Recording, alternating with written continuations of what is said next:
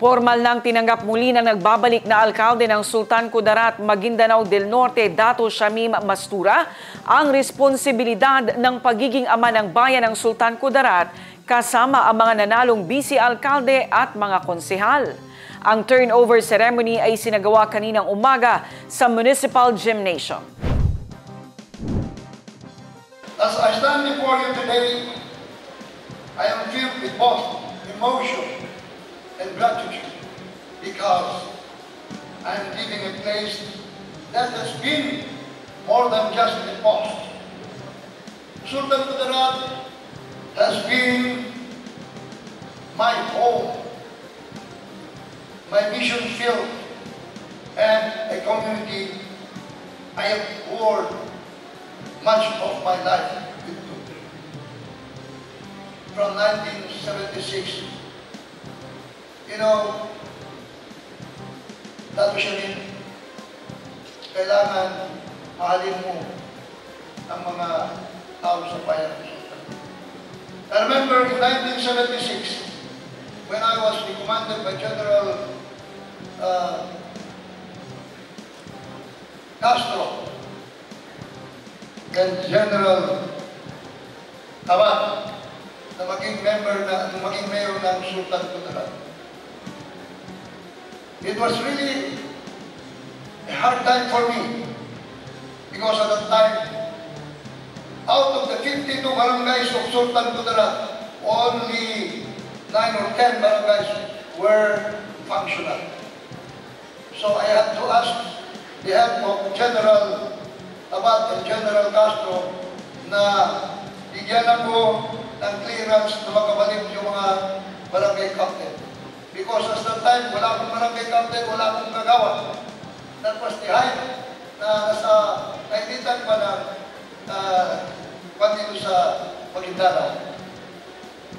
Kaya sabi ko sa iyo, Dato Shamim, talagang pinaghirapan namin, kay special mention ko si Pagawad Abbas.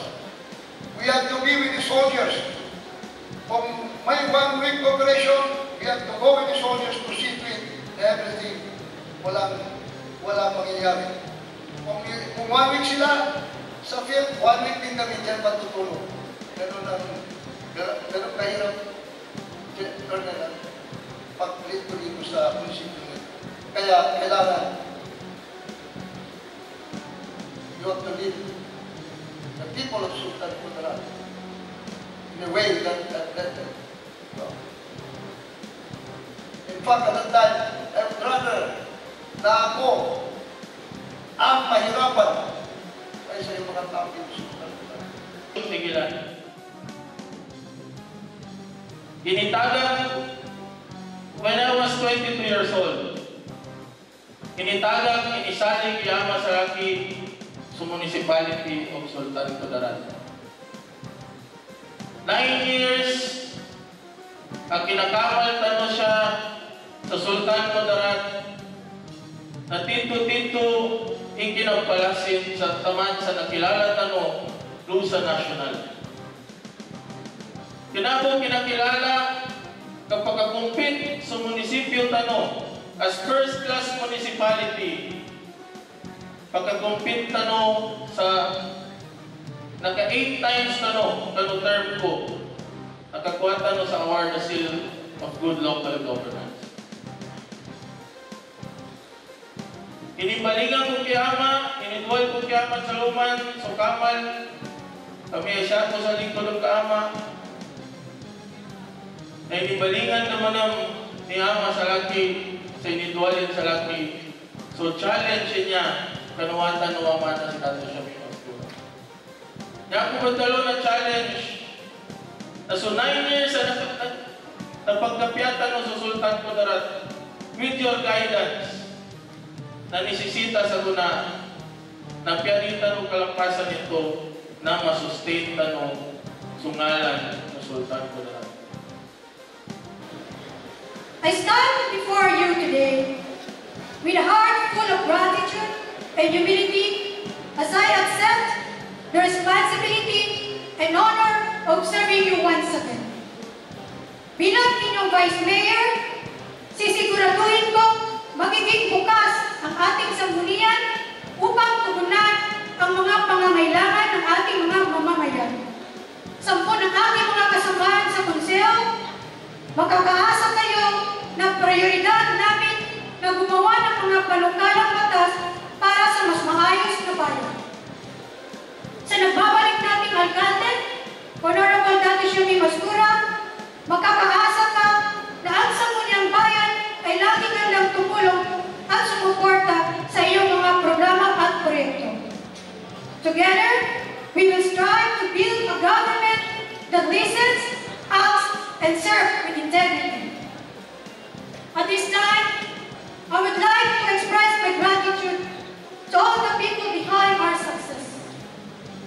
First and foremost, I would like to thank Allah Subhanahu wa Ta'ala for granting us our victory.